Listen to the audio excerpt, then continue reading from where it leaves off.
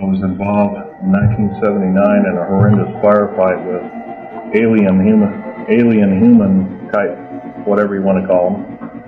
And I was one of the survivors. I'm probably the only talking survivor you'll ever hear. 66 Secret Service agents, FBI and the like, Black Berets died in that firefight. I was there. Of all the stories of Dulce Base, one stands out as particularly incredible. In 1979, engineer and geologist Phil Schneider had an encounter that led to physical scarring and the loss of a finger and leg.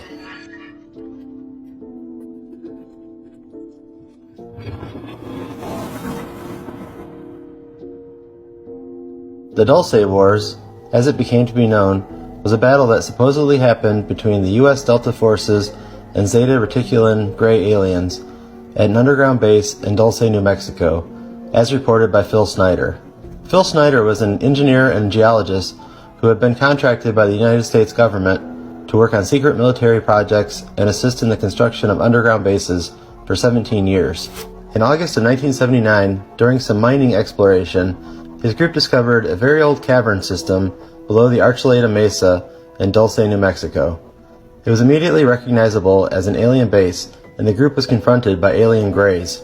It was at this point that Phil Schneider drew his sidearm and fired on the alien threat, killing 2 of them.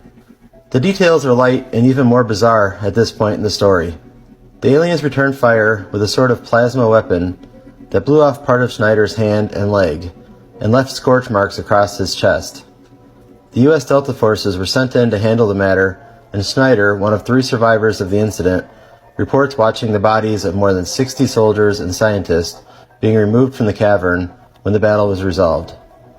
Following the incident, Schneider remained silent, as he claimed he was legally required. The other 2 survivors were Canadian contractors, whom he claimed were silenced by their country as well. After the murder of his best friend and the death of his father, Schneider could no longer hold his silence. In 1995, he began speaking at conventions across the United States. His lectures were explosive, spilling secrets on deep underground military bases, the Black Budget, the New World Order, and the battle at Dulce, New Mexico. In 1996, Schneider was found dead in his apartment. At first, the cause of death was said to be a stroke, but while being prepared for cremation, there were parts of a surgical tube discovered embedded in the folds of his neck. The final ruling on the matter was suicide, strangulation by ligature asphyxiation. The many questions surrounding his death led many to believe his suicide was staged, and he was in fact murdered.